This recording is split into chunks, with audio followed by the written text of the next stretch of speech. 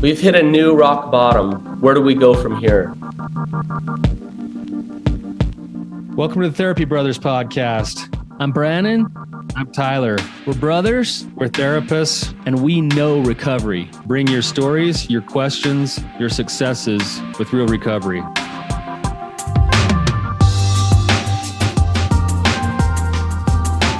Hey, Tyler, you ready to have some hard conversations? Let's do it. Let the Therapy Brothers podcast begin. Brannon, how's it going, man? It's going well. What are you up to this week? Find that treasure? I had to give up on the treasure hunting, even though new clues came out just a couple of days ago, and of course I'm on to a new lead now. So yeah, it sounds like you've given up on it. It's like I feel almost like. Do you ever remember watching a cartoon when we were kids, Mr. Toad? Do you remember anything about Mr. Toad? Kind of, yeah. It's like this guy. I think it was a cartoon that was a play off of like Wind of the Willows. Yeah, well, yeah, kind of like that, and it was a play off of what I think was manic depression, because basically, Mr. Toad is this guy who's like always like, I want to go do this thing and this thing and this thing, and then he goes crazy, he gets like wild, he gets the car, and like that's what kind of like gold fever is for me with this treasure hunt. So I purposely had to set bottom lines around it that it's like, Tyler, you cannot look at any of the clues this week. You know what it reminds me of? Like, and I don't know why I associate these things, but like, remember that dude that used to dress up in all the armor and stuff with the fake swords and shields in his front in our neighborhood, next to Bailey's house? And you get out and role play. Like it seems like you're going down that road a little bit. I don't know. I haven't gone and gotten my like pirate's hat yet, but yeah, you're a treasure hunter.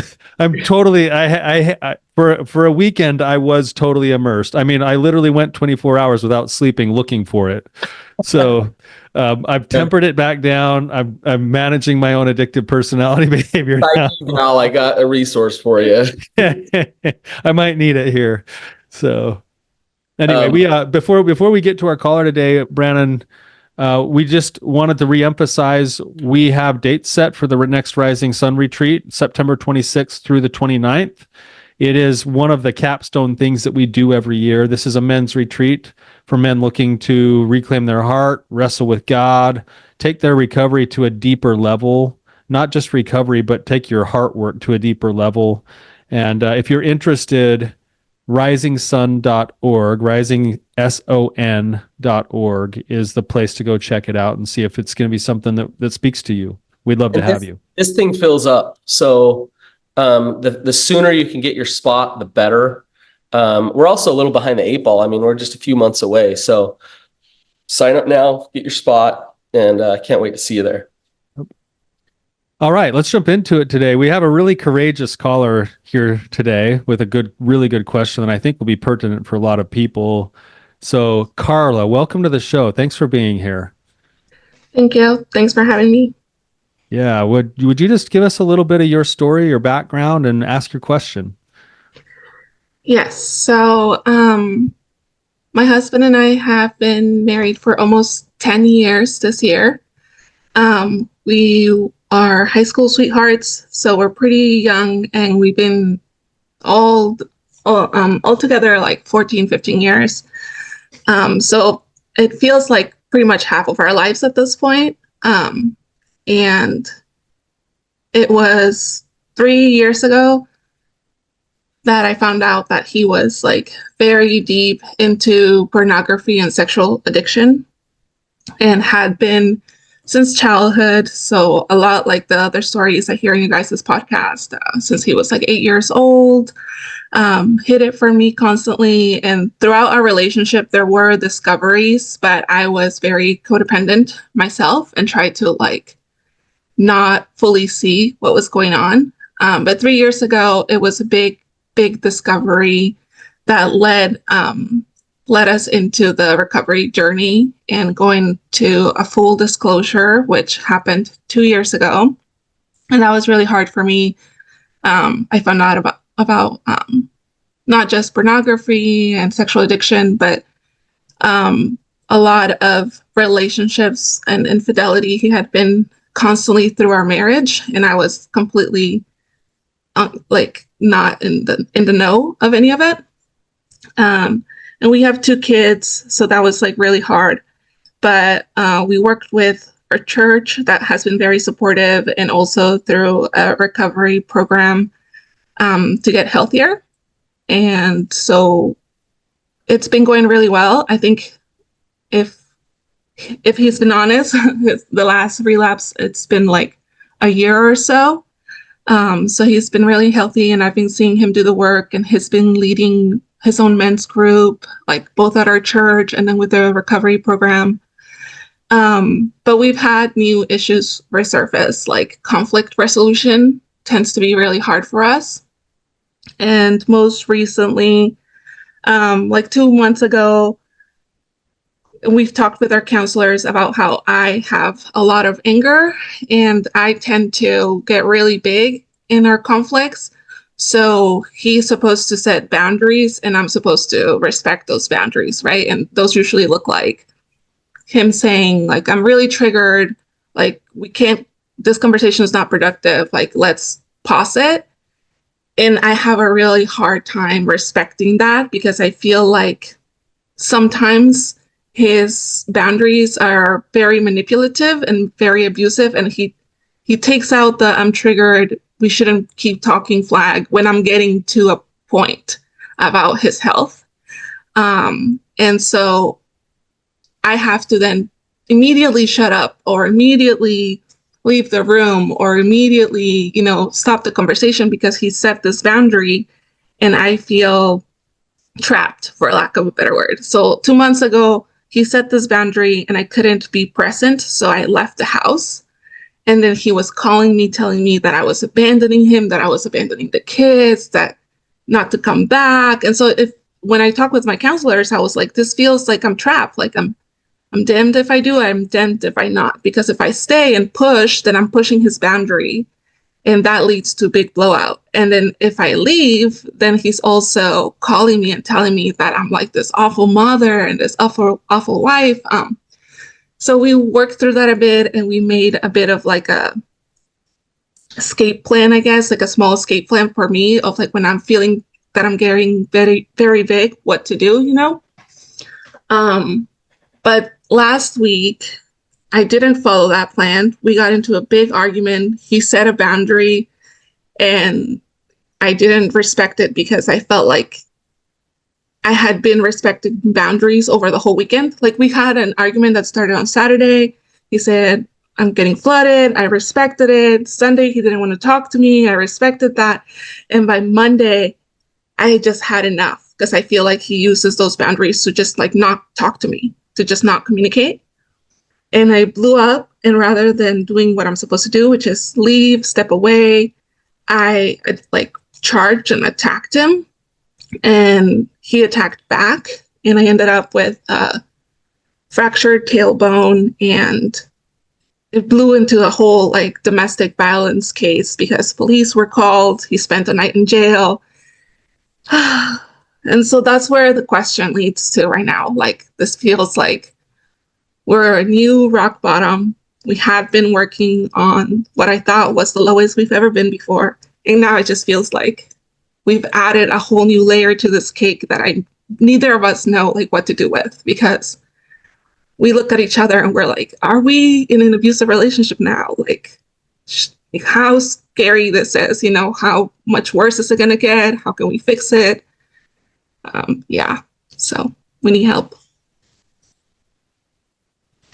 Karla, can I ask you, so is this is the first time that in your relationship that things have gotten physical like this? Yes, it's the first time that they've gotten physical like this. It's not the first time that they've gotten physical. Usually I am the person like that I've gotten so mad in discoveries that I've like slapped him, or I've like tried to hit him. And he's always just like held me down or used his words and being like, you need to calm down. And I tend to like calm down, but usually I'm the person that gets physical. I've never had him hit back or push back. And this was the first time that he did, and it was big.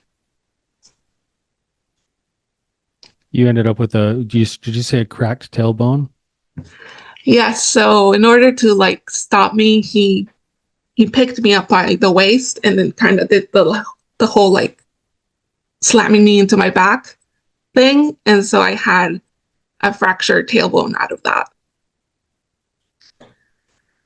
Gotcha.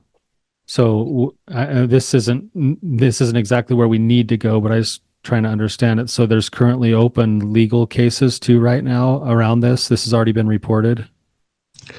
It's been reported, yes, because I had to go into the emergency room, and I was honest about the whole situation. And in the state that we're in, the law is that he just immediately has to go to jail, but he was not persecuted against. Like, I did not file a whole report. He was let go the next day.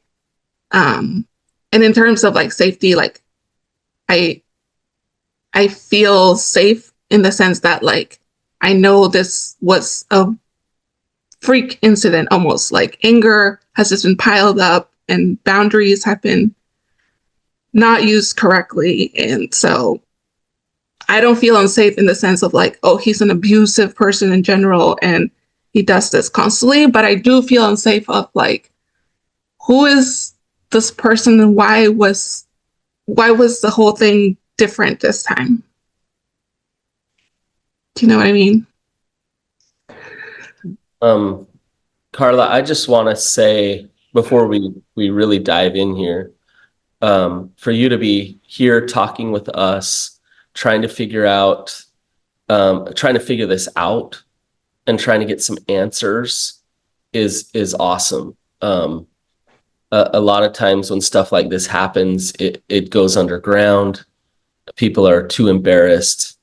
They're really scared to talk about the consequences of something like this, and they discount the consequences of it because they're worried about the repercussions of what all of this means. And so for you to be here takes tremendous amounts of courage, and to even talk about your stuff and your part in what happened too takes a lot of courage. So I just want to start by just really praising you and applauding you for talking right now. And so we'll dive into this. There's a lot of history here. What you just said, there's a lot there. Yeah. And so, it's where do we begin? And I think we need to begin with where you're at right now and just making sure you're safe and that you feel safe. Yeah. And it sounds like you do, right? Yes. We are currently, we immediately talked to our counselors this week. And when he came out of jail, I told him that he needed to be out of the house at least until we talked to our counselors and got like further feedback from them. We managed to get a hold of them. They're the counselors that have helped us through the whole recovery. So they know all the history there. And they were kind of like, shocked and like surprised as well. And now we're out of their scope technically. So they were just like, this is like, we've helped you guys with the sexual addiction. Now you guys need to find like marriage counseling that will help you guys through a therapeutic separation. And so right now, I guess the immediate action was that we're both currently doing therapeutic separation out of the house for a month. And we both have full custody of the kids. Like, we both drafted a plan, and I'm out of the house and I'm coming in the mornings to pick up the kids, hang out with them because it's summer and I'm not working in the summer. So, and then they recommended, because we have small kids, that if we still want to work through things after this 1 month, that we do like an in-house separation for at least 2 more months. And they've also recommended that each of us find like domestic violence classes or some sort of support, both as victims and perpetrators, which is like the hard part for me. Like, when I was looking for resources, it just felt really scary to read some of the things about domestic violence and to think like, am I this monster? Is he now going to be this monster? And like, thinking about the impacts of our kids. There's a lot of emotion there too, Karla. What's the emotion? Yeah. What's the emotion that's coming up for you as you're saying all of this? I think it's mainly fear. I never thought that it could get this bad, especially because it felt like it was getting way better compared to like where we were 3 years ago. And I felt like we were both doing our job. But after doing like a crash analysis of the incidents and stuff, I realized that we were getting very comfortable in our recovery and not completely continuing to do recovery.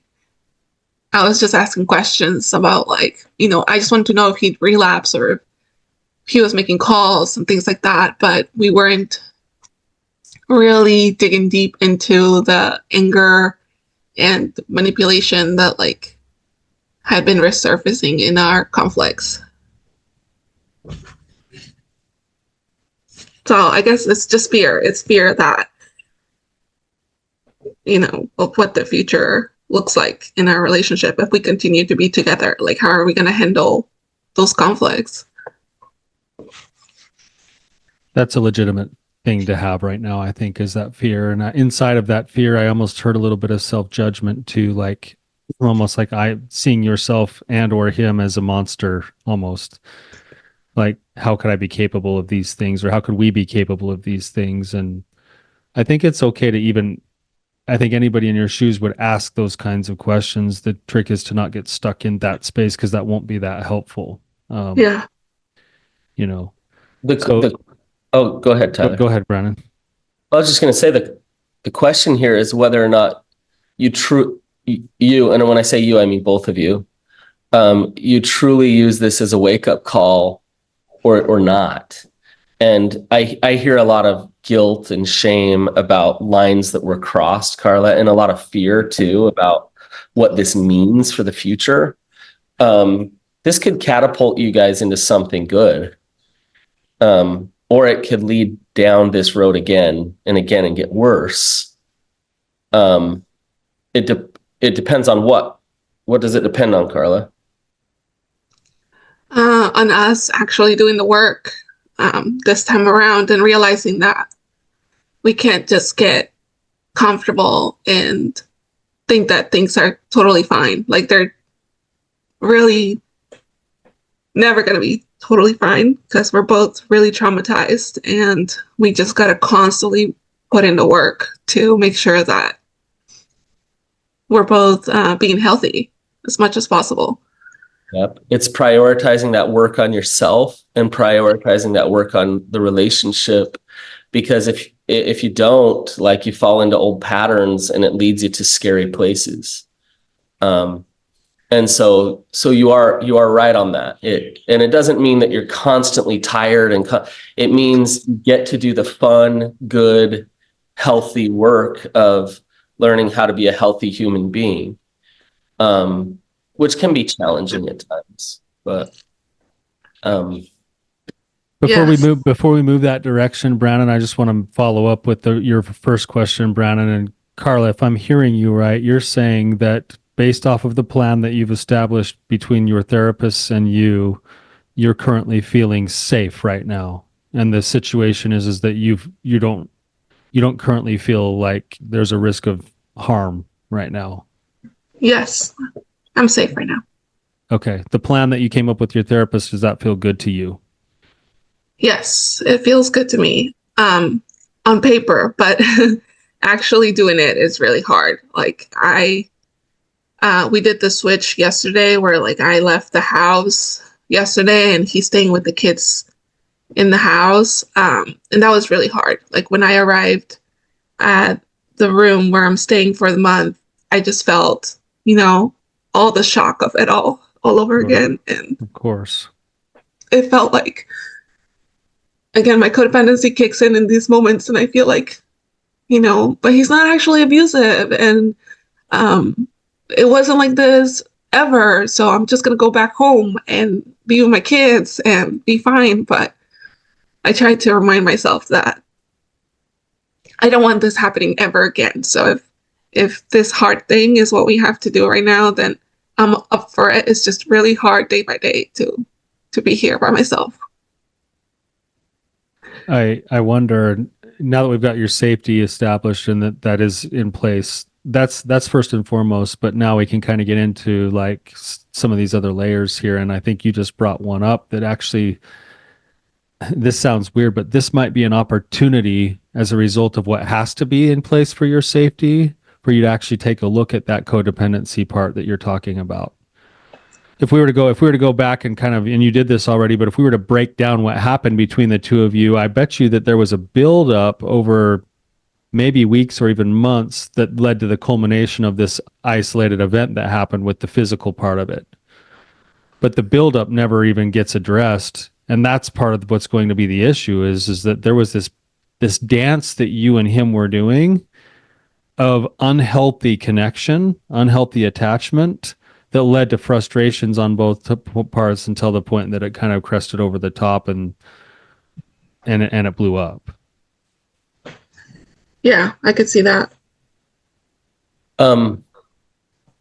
Tyler, as we get into this, Karla, as we talk to you, I think both of us want you to move forward and to have safety and to get better. And in doing that, we're going to have to talk to you about things that you need to shift and you need to do. And there absolutely are things that you need to shift. In no way are we taking away accountability from him. It's both. Yeah. And a man getting physical with a woman, like it's no matter what the circumstance or why or however it built up, never okay. Right. Like, I just want to put that disclaimer here. Yeah. But now you get to see whether this is an isolated event that you guys learn a great deal from, or this becomes a pattern. And in domestic violence, abusive relationships, the pattern starts to happen, where there's this event of abuse that happens, then after that there's this apology, like there's this make it better, say I'll never do that again, and then it happens again, and a buildup happens and it happens again, and what you want to make sure of, Karla, is you don't get caught in the pattern, the cycle of abuse, and that you take this and you say, okay, like everything needs to be different now. I really like your therapist's recommendations of the space that you're taking and the structure that you have around that space. I would just make sure that that's paired with the work that you do while you have that space, and making sure that you have that work. And you're saying it's hard to, you're researching things. Make sure you're aiming at the right target when it comes to the work. What work needs to be done. And if you look at yourself, you talk about struggle with conflict resolution. I'm hearing some anxious attachment issues, some reactive attachment stuff. And so to look at why the code, Tyler just said, maybe this is opportunity for you to look at your codependency. That's where I would begin when it comes to your work, right? Mm-hmm. It's interesting just hearing the short version we just got, which I know there's a lot more to it than what you could explain to us right now. But he starts setting boundaries, and it sounds like in the boundaries, it feels like he pushes you away, but then there's never a touch point to come back on his part. And on this occasion, because you had felt like you'd been rejected for a couple of days, you just weren't going to be rejected anymore. And that blew over the top, and that became physical on your end. Yes. And that's very much like the pattern in our conflicts. Like, yeah, go ahead. Oh yeah. Well, yeah, you got the pattern. But on this one time, you actually took the space away, gave him the space you wanted. And then this time he sets the boundary, you feel overwhelmed, and then in your own boundaries, you decided to take some space, and now he's the one chasing you and saying you're running away and you don't care about your kids and your family, and he's got his own like reactive attachment going on too, and he actually pulled you back into it, but now you're like, I'm stuck, I'm trapped, I feel I don't know where else to go. I'm doing the right thing by taking distance, and now I'm being told that I'm a bad person because I did take the distance, which is so hard for me to take. So then you come back, but you don't know what else to do. And then boom, this thing blows up, and then you guys are off to the races. So there's like logistical things that need to be put in place to make sure you guys never get to this again. What Brannon's saying is so important. This cannot become a new habit loop. Like, this isn't the type of thing where you play it out, and if it happens 2 or 3 more times, it's okay. This cannot happen. Yeah. You guys can't do this with each other anymore. And if either one of you is unwilling to play by the rules of never getting physical again, you're going to have a very short leash before you have to make decisions that this isn't good. Yeah. The physical part is too important. It can't do that. But now what Brannon's saying is, okay, so we got the logistical things that need to be put in place, a plan that says, hey, here's how we're going to make sure we never get physical with each other again. Now let's go to work on the proper targets and the proper targets. And I think this is where the blessing and the gift might be coming in with what your therapists are doing is Karla has to learn how to be okay by herself for a minute. She's going to have moments where she comes back to a room all by herself with loneliness and self-judgment and doubts and fears. And she's going to have a chance to wrestle with those things in a way that she can actually come to know herself differently. She can actually get familiar with herself. She can actually maybe learn to like herself differently or know herself in a more complete way. And those things will actually yield dividends in the long run because she'll be able to show up in the relationship from a different place if that work happens. Yeah, I agree. I feel like I mentioned in the past, I've been the person to get physical, and because of that, and this is the first time he gets physical in response. Because of that, I feel like the work right now really is on me to figure out how will I not get physical again, because I do struggle with that. Like, when I think of that moment, I didn't have a time to think that if I was going to get physical or not. I just did. I just had no control over it. And that's the part that's scary for me, of like, how can I possibly stop that when it's just like an urge, like a button just gets pushed and I'm going. Karla, was it modeled to you in any way? Like as a kid, or did you experience or see violence in your home? Yeah, I feel like I have memories of similar situations at home where my mom was the physical person. The difference is that my dad never ever seemed to attack back. Like, it wasn't my dad never attacked back. So I saw my mom get physical very many times. Okay. And I just wonder, and I know in your head you know the answer to this, but like, is there some level of, hey, I have permission as a woman to do this, like he can always stop me, but I can hit him, I can do this, and that's okay. Yeah, I feel like subconsciously, yes, that has been, and that's part of what's so scary about the situation, that now that I saw that he could very much stop me and hurt me, I'm just shocked and scared and like, definitely thinking to myself, like, okay, I can never do this again. One, because I don't want to hurt him. And two, now I know that he's capable of hurting me pretty bad. And so, yeah, so I want to stop it. And I agree that this should never happen again for all those reasons. But yeah. And you don't want your motivation to never do this again is that you have a man that's scary that you live with. But that's true. It's true now.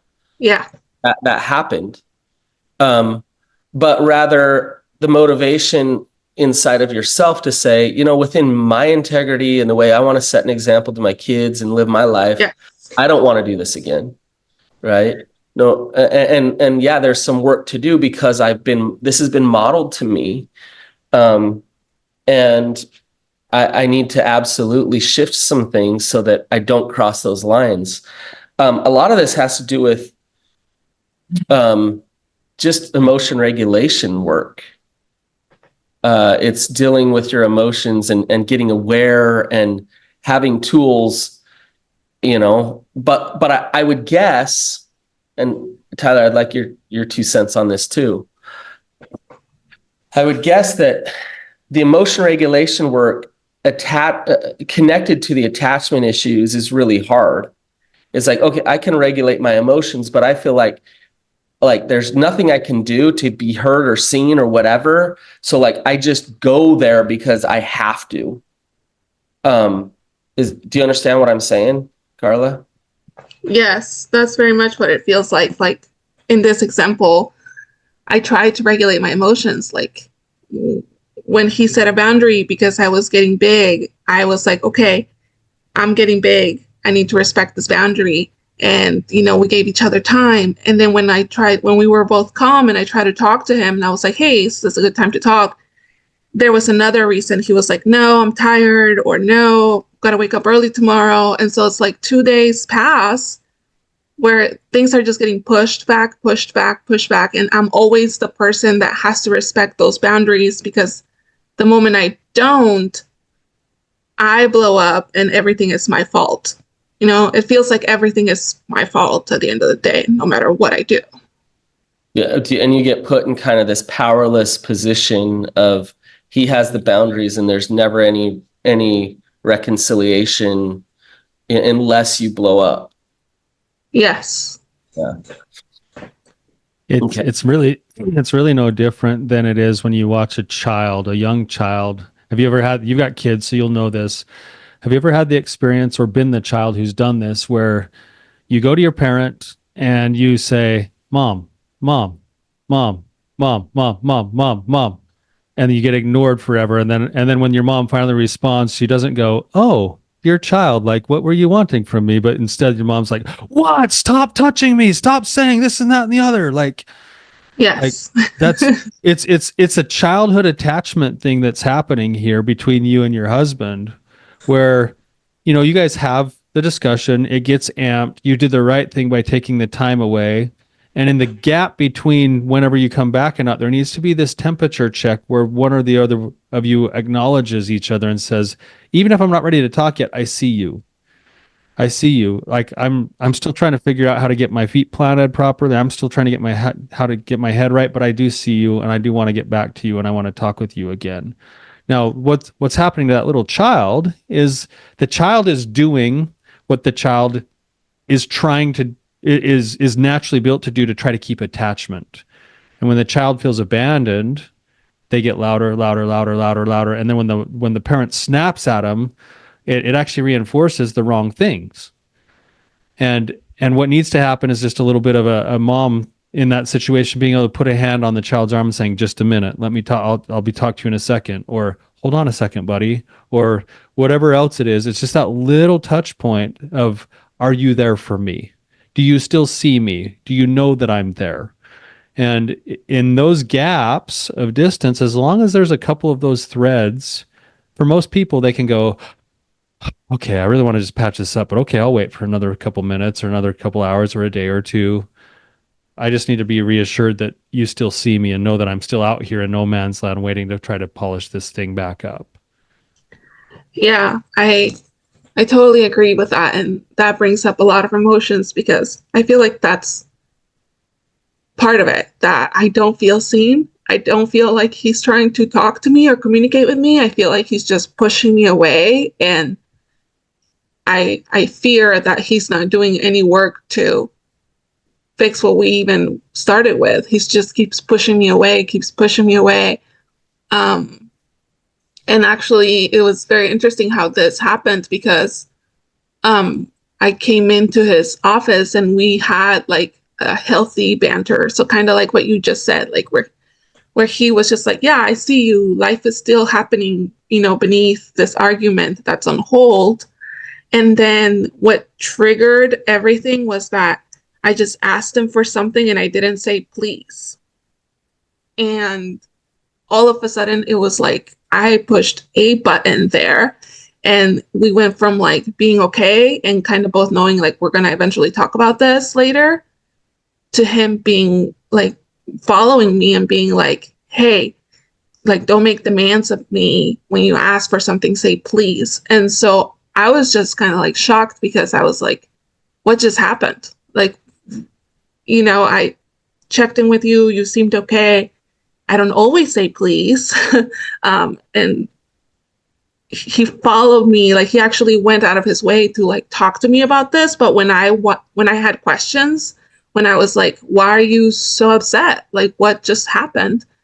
Then he puts his boundary again, and he's like, I don't have time to talk to you right now, And so it's just this frustration of like, clearly there's something wrong here.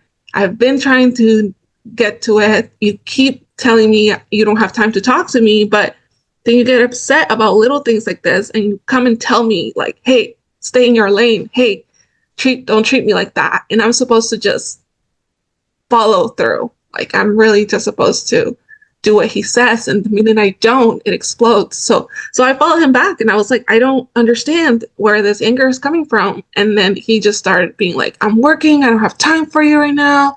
And then just cursing me. And that's where I blew my lid, and I just couldn't make further decisions. I think Karla, I'm seeing all kinds of control go on here, in all different ways, and all kinds of drama. And so, it's easy to point at the aggression and the rage as the big problem, and it is a problem. The lack of emotion regulation. The stonewalling is just as nasty in a relationship as the rage. And so it's important for both of you to be aware of your motives. And sometimes, like, if he has boundaries, he might legitimately be showing up boundaried in a healthy way, and you might feel like it's stonewalling. And so, like, I'm sure he knows deep down that he has a lot of control over you. When he can stonewall and walk away and like just let you flounder over there, or when he can lob things at you like you're abandoning the family. And the reason he does those things is because they work. Yeah. Right? And this is actually a boundary issue. And the boundary is not like I'm not talking about like a physical boundary or a space thing. This is an internal boundary issue, Karla. Knowing where he stops and you begin. And for him knowing where you stop and he begins. I don't get my worth from you. I don't need you to be okay. I am okay unto myself. And right now, it doesn't sound like you're okay unto yourself, and vice versa with him. And for that reason, there's this push and pull and manipulation and drama and all this stuff going on between the two of you until it gets combustible and gets to this point where it's just like kaboom. Yeah. You guys need to separate in many ways. And what I mean by that is your relationship needs to be different in terms of I am separate from you. I'm an individual here in this relationship. And I know I'm telling you something you already know with this codependency stuff. But for you to look at, why am I over attached here in this relationship? What am I trying to get from him that I need? And how can I Tyler said it earlier when he said, go back to your room where you're alone and figure out how to be okay. That really is at the crux of this for you. So. Yeah. And with the details that we have here, it's also at the crux for him. Like I just have to be transparent with my own feelings right now, that I know we're talking to you, Karla, and that's where we're going right now. But I do want to acknowledge that there's a whole other side of this, and he's got a lot of responsibility that he needs to take ownership for in his own self, with what Brannon said about the stonewalling and it's almost like he gets to put up the wall and then watch you flounder. And then he's like, see, she's crazy. She's crazy. She's crazy. But then the minute you take a break, he's like, you're a bad mom. I can't believe you're abandoning me. Like, what are you doing? Like, there is such a control issue there. And if you guys want the relationship that you claim to have, he's going to have to learn how to step into vulnerability and actually be real with his feelings rather than shutting you down every time it gets close. And that means both of you guys have parallel paths of a quest to understand yourself and your own heart and your own value so that you can offer your strengths to one another rather than trying to take from each other for your own value. Because right now what you've got is you've got two people who are emotionally like teetering on the edge of being bankrupt, and you're trying to get your value from one another with no currency to pass back and forth. And so the surrender of the control and the pursuit of two people really tapping into who they are would allow you guys to grow into a new relationship that would say, I'm Karla and I offer this. And I'm going to ask you this curious question about why did that hit that button for you? And the minute you blow up on me or tell me that I'm this or take you, I'm going to take that space, but I'm not going to take it personally. Like, I asked the right question to you because I care about you and I want to know you.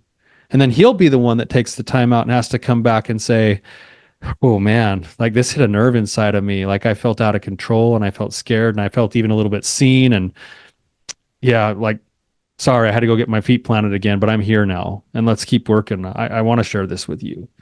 Like, go ahead, Brannon. Well, Tyler, it's crazy what, as you're talking, isn't it nuts when somebody stays grounded and in their truth, how that then leads to an opportunity for the other person to actually look within and know themselves? It actually passes accountability back to the other person without being like, it's your problem. It's more of just like, I'm here. Like, I know who I am. I know what I'm offering. I know what I'm trying to give here. And then all of a sudden the person can be like, but you did this. Maybe I did. You're right. And I'm sorry about that. And I want to understand you. Right. You know?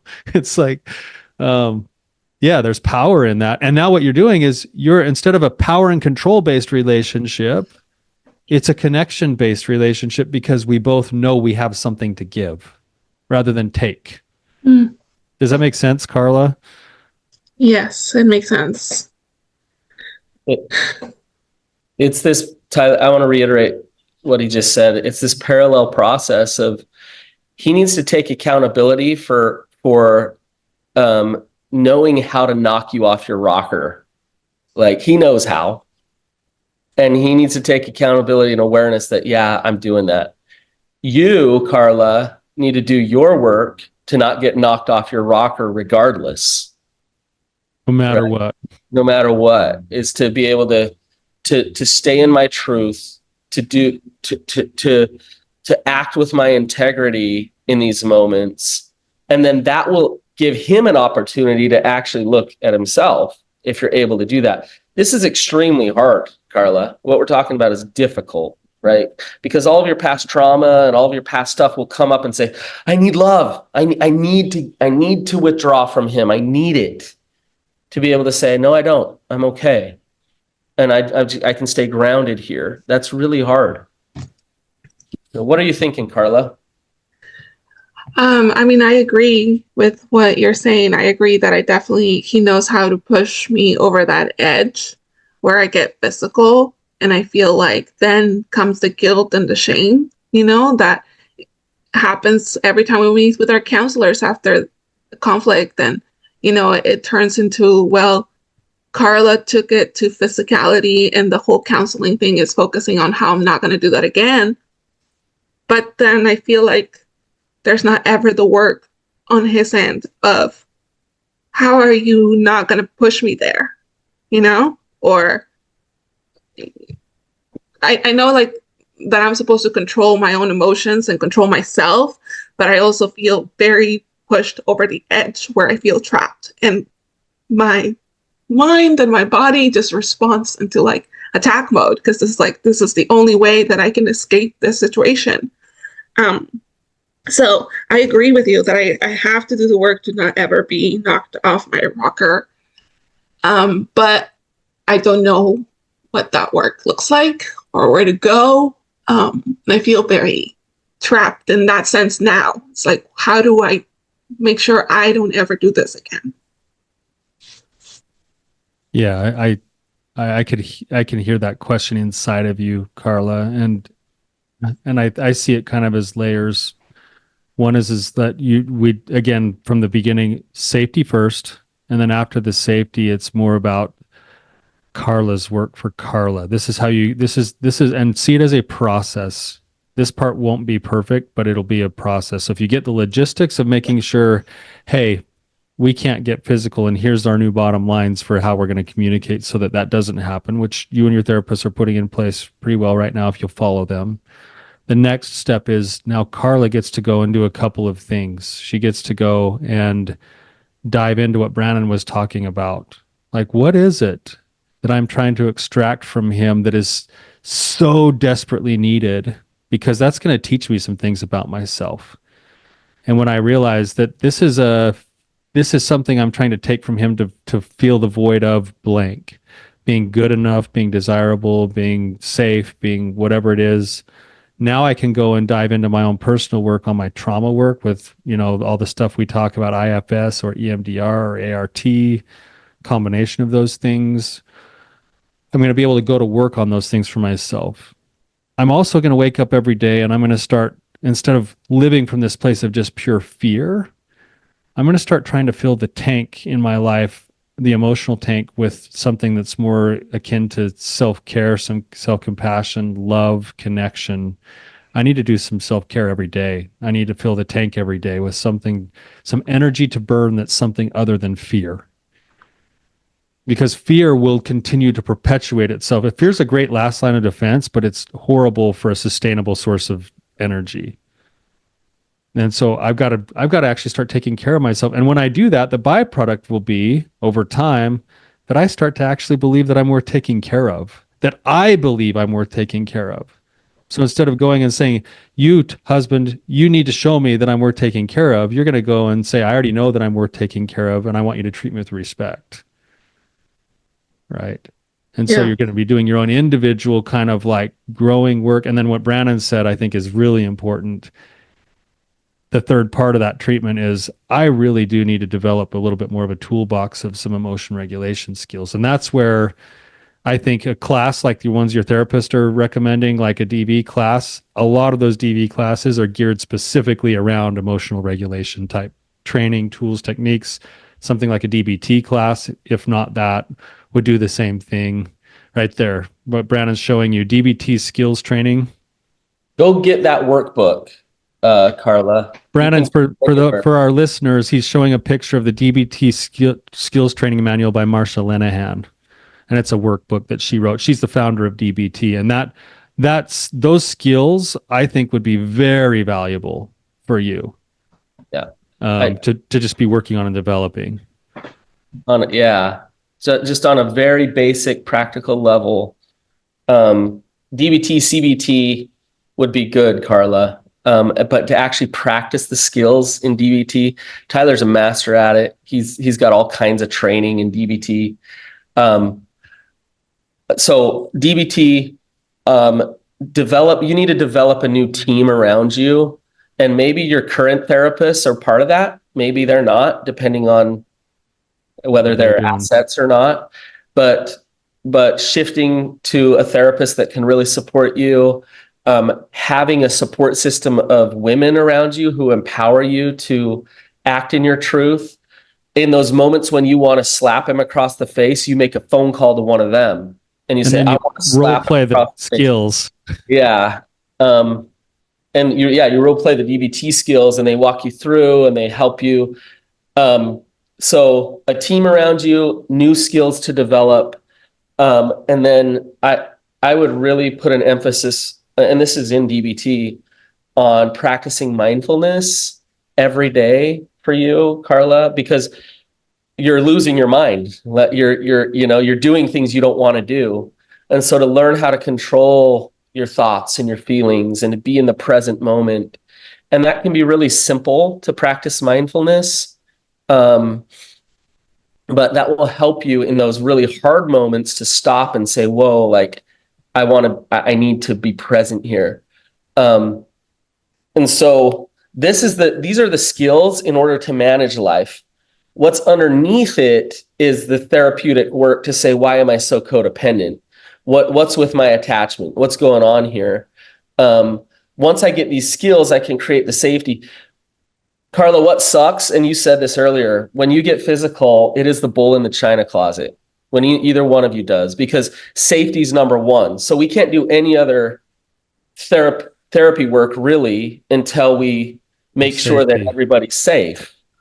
So you want to do this type of work, the DBT, the emotion regulation, the mindfulness, in order to not go back to those behaviors. But that's not the end all be all, Karla. The real work is then the deeper work. The deeper work. So that might feel a little overwhelming, but you can take it a step at a time and take it in that order. Safety first, skills training for emotion regulation and mindfulness, and then get into that deeper work. And you can do that in conjunction with each other, but that should be the order that you kind of look at it from.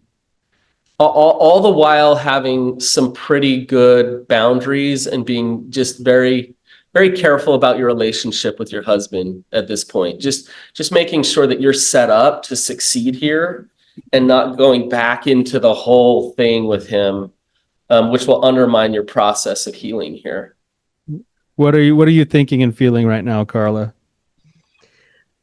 Yeah, I really appreciate you guys breaking it down for me like that in those 3 levels. That really helps me understand like my next steps right now. And we know we're checking off safety from the list right now with the separation. And then the next thing will be to look into this like DBT skills training for me. I just wish, I'm a little frustrated because I feel like that's exactly what we needed before this blew off, Yes. Like we definitely needed the DBT and the deeper work.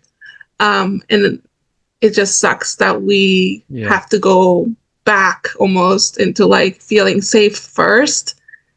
But I guess this is what it takes for us to understand that there's more work to do.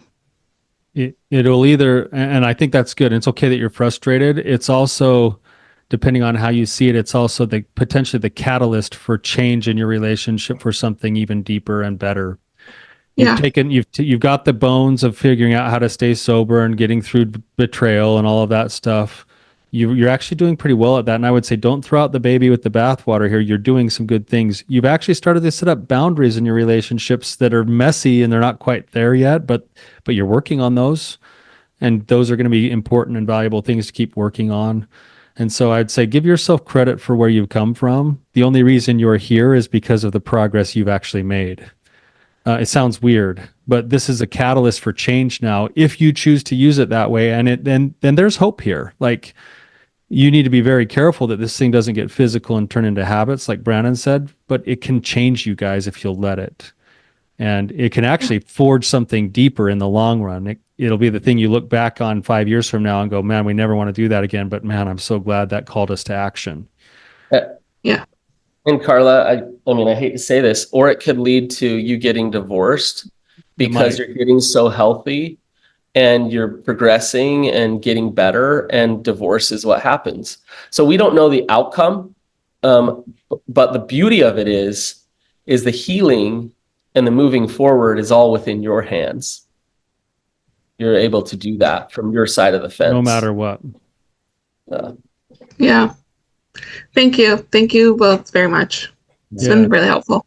Karla, thank you for coming on today. Best of luck to you and to your husband. You're awesome for being willing to bring yourself on and share the way that you did today. So thank you. Really appreciate you, Karla. Thank you so much. Thank you, guys.